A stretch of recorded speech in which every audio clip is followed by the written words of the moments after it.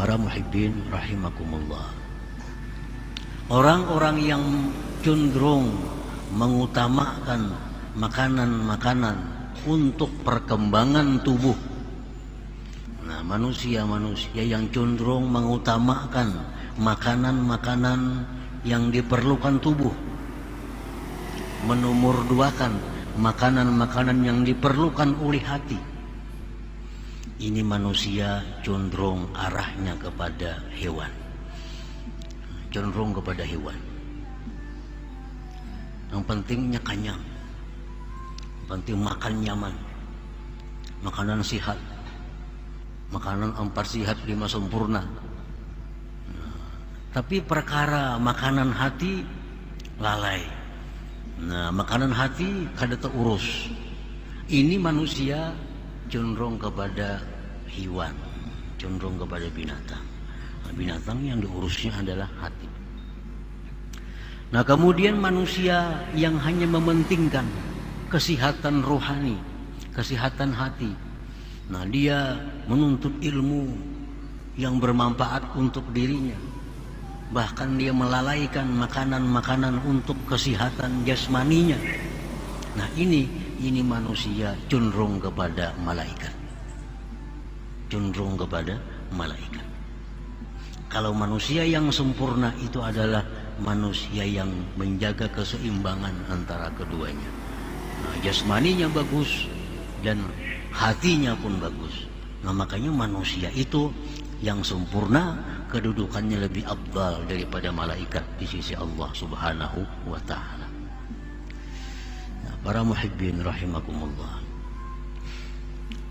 Nah, jadi apabila hati kita ini kurang pemasukan ilmu yang bermanfaat tentunya, maka hati kita mudah sakit. Bisa sakarat kina. Sakarat. Bila sakarat itu kan lawas lagi mati. Banyak orang yang terdahulu hatinya mati daripada tubuhnya mati. Nah, banyak manusia-manusia ini yang terdahulu hatinya mati sebelum tubuhnya mati. Karena selama hidupnya orang itu selalu mementingkan makanan-makanan yang diperlukan tubuh, kurang mementingkan makanan yang diperlukan oleh hati itu. Ada sedikit orang yang sehat, orang yang kuat, tetapi hatinya lemah, hatinya kurus, hatinya sakit karena kekurangan gizi, kekurangan makanan berupa mau'izah itu. Nah, para muhibbin rahimakumullah, kalau makanan-makanan yang diperlukan tubuh itu bisa didapat di warung, di rumah makan, di restoran. Tetapi kalau makanan-makanan hati itu bisa didapat di majelis ta'lim, majelis ilmu, ziarah kepada orang salih, minta nasihat, minta petunjuk kepada mereka tentang agama. Nah, itulah tempat makan-makannya ini hati yang diperlukannya. Nah, penyakit yang bisa menyerang hati manusia karena kekurangan ilmu, kekurangan mau'izah, seperti penyakit ria, itu jelas sudah. Orang yang ria itu orang yang hatinya sakit, kekurangan nasihat, kekurangan pemasukan agama, timbul ujub, sombong, dengki, dendam, kikir. Itu semuaan penyakit-penyakit yang letaknya di hati, yang memudaratkan di akhirat, memudaratkan di akhirat akibat dari kurangnya pemasukan ilmu agama. Nah, kita kalau kurang makan sehari ini kita ribut benar. Biasa makan 3 hari sekali, ini makan sekaliannya sehari, wah, dianggap kayak setengah kelaparan sudah. Tapi kalau kita kada ada pemasukan hati seminggu kada ada masalah. Memang penyakit hati kada terasa, macam penyakit tubuh. Kekurangan makanan langsung kita lemah, kada berdaya awak kita. Tapi kalau kita hati kekurangan makanannya itu perlahan, nah, sakitnya perlahan, dan nampak risikonya, bahayanya begitu menjelang ajal. Nah, disitulah risikonya penyakit hati ini akan mulai nampak bahayanya. Nah, itu yang dimaksud oleh pengarang tadi, al-ibarat qutun li'ailatil mustami'in. Ibarat ungkapan-ungkapan nasihat, mau'izah, itu laksana makanan bagi para pendengar yang memerlukan, yang berhajat. Walakin laisa kullu ta'am salihan nafi'an lil ajsad. Tetapi tidaklah tiap-tiap makanan itu patut bermanfaat bagi seluruh tubuh, bagi tubuh manusia. Kalau semua makanan itu patut bermanfaat bagi tubuh manusia, karena tubuh manusia ini kada sama. Ada nang anom masih kekanakan, ada nang remaja, ada nang setengah dewasa, ada nang tua berpenyakitan. Jadi kada semuaan makanan itu bermanfaat bagi jasad, bagi tubuh. Lianna minat ta'am ta'aman yadurru ba'dal ajsad, karena ada makanan yang membahayakan bagi tubuh, bagi sebagian tubuh. Lianna minat ta'am ta'aman yadurru ba'dal ajsad, karena daripada makanan itu ada makanan yang membahayakan sebahagian tubuh manusia. Bagi orang ini mungkinnya makan ini kada apa-apa, tapi bagi kawan kita kalau makan itu bahaya. Nah, jadi makanan itu walaupun pada dasarnya makanan itu bagus, baik, bermanfaat, tapi tergantung nang memakannya nih. Bagi orang ini makan nasi, makan itu, makan ini menyehatkan tubuhnya. Bagi kawan kita membahayakan. Bagi kanak-kanak yang umur masih bayi, makan kerupuk, makan kacang membahayakan. Kenapa? Karena perutnya masih belum mampu untuk itu.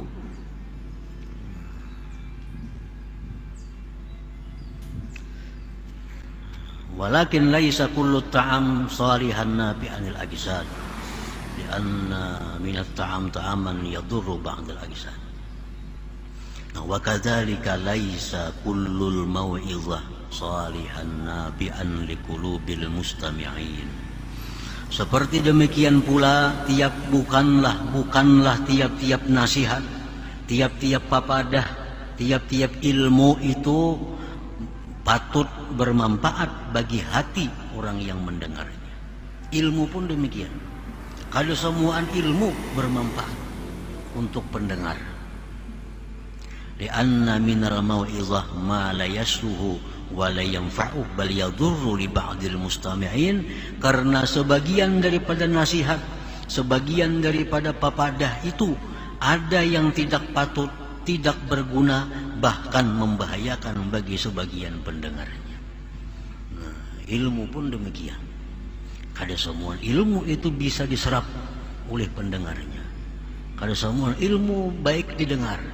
Tapi ada ilmu-ilmu yang bermanfaat untuk sebagian sekelompok manusia, tapi justru membahayakan kepada kelompok yang lain.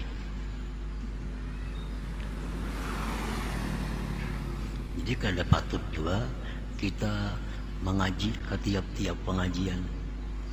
Barangkali kita lain golongannya, mesti dipilih juga. Majelis-majelis taklim itu belum tentu itu cocok dengan golongan kita, karena ada nasihat agama yang hanya patut untuk sekelompok orang, tapi justru membahayakan kepada kelompok yang lain. Kenapa? Karena ilmunya bagus, ilmunya sama-sama baik, cuma keadaan orang yang mendengar ini berbeda-beda. Kada sama, kada pemahamannya, kada sama hatinya, kada sama dan sebagainya. Nah, contohnya kaman fil marhalatil ula bisuluk la yasluhu lahu ay yastami ala ibaratil muwajjahati lil arifin al wasilin. Seperti orang yang dalam perjalanan pertama, seperti orang yang dalam tahapan awal pada suluk, tidaklah patut baginya mendengari nasihat-nasihat, pepadah-pepadah yang ditujukan kepada orang-orang yang sudah ma'rifat yang sampai. Itu contohnya. Ini orang ini hanya hendak bermula suluk. Arti bermula suluk itu orang ini hendak bujur-bujur menjalani agama. Hendak bujur-bujur menjalani agama, hendak bujur-bujur mendekatkan diri lawan Tuhan, bujur-bujur hendak dapat ma'rifatullah di dalam dunia ini. Nah, ini orang ngarannya permulaan suluk. Nah, orang yang di permulaan suluk ini apabila langsung diberi ilmu yang digunakan oleh orang-orang yang sudah ma'rifat kepada Allah, ini membahayakan. Membahayakan yang pertama dalam suluk ini. Orang yang dalam tahapan pertama suluk itu ilmu yang mesti dipelajarinya adalah tobat. Tobat itu jadi pelajarinya. Ini kita hendak jadi orang baik nih, hendak jadi orang baik, hendak bercita-cita suluk menjalani jalan yang diridhai Allah. Hendak juga suatu saat kita ma'rifat kepada Allah sebelum mati. Hendak jadi orang yang diridhai Allah, hendak jadi hamba Allah. Suluklah dia. Kayak apa caranya suluk nih? Pertama-tama yang dilakukannya adalah tobat. Jangan dicampur lawan bab-bab lain dari ilmu. Jangan belajar tentang zuhud, jangan belajar tentang wara, jangan belajar tentang macam-macam, jangan. Khusus belajar tobat. Ya, orang hendak melangkah menjadi orang salikin. Nah, pelajari dulu tobat. Tobat ini dalam rangka takhliyah, pembersihan dirinya. Nah, belajar masalah tobat itu kada tuntung sehari dua hari, kada tuntung. Pada praktiknya makin lawas lagi. Itu masak-masak belajar tobatnya macam apa supaya kita diterima mendaftar jadi orang salikin. Nah, jadi tobat itu artinya menyesali perbuatan dosa, berhenti melakukan dosa-dosa, mencita-cita kada akan mengulang lagi. Itu 3 itu sudah nyata. Nah, langkah 4 rukun tobat ini apa? Mengembalikan kezaliman yang pernah dilakukan. Nah, ini yang berat. Mengembalikan raddul mazalim ila ahliha, mengembalikan kezaliman kepada ahlinya. Jadi Imam Ghazali mengatakan kalau perlu dia keliling dunia. Kalau dia merasa ada berbuat salah kepada orang di sekeliling dunia, nah, kembalikan kezaliman itu. Dulu pernah mengambil harta orang, nah, orang yang sekarang berada di Saudi, kirimkan ke Saudi, dibaskan kezaliman itu. Dulu pernah ada memfitnah orang, yang dipitnahnya orangnya sekarang di Afrika, datangi ke Afrika sana. Dalam Ihya disebutkan demikian. Dulu pernah kita menyakiti orang, mana orangnya banyak kita lihat lagi, cari orangnya di mana? Oh, orangnya di Singapura, datangi ke Singapura. Nah, ini tahap awal, tahap tobatnya. Ini perlu waktu yang panjang. Nah, sebelum kita mendaftar jadi orang salikin itu demikian. Makanya makin anum makin nyaman. Kada banyak masalah. Orang umur nang hanya 17 tahun hendak suluk nyaman benar ini. Sudah umur 60, apalagi pelang-pelang buana makin ngalih benar itu. Banyak benar yang diingatakan. Nah, jadi harta. Masalah harta kita diriskannya, harta didapat dari jalan apa dulu nih? Dari jalan itu. Selesaikan harta supaya tinggal harta yang bersih. Nah, selesai. Harta kita sudah selesai. Nah, yang kedua lagi yang dicari apa? Wadarakul fawaid, memperdapati keluputan-keluputan. Dulu banyak ada kada sembahyang, nah, bayari. Dulu ada kada puasa, bayari. Dulu zakat kada diris, selesaikan. Nah, ini perlu waktu mungkin berbulan-bulan, bisa bertahun-tahun hanya mengurus urusan tobat ini.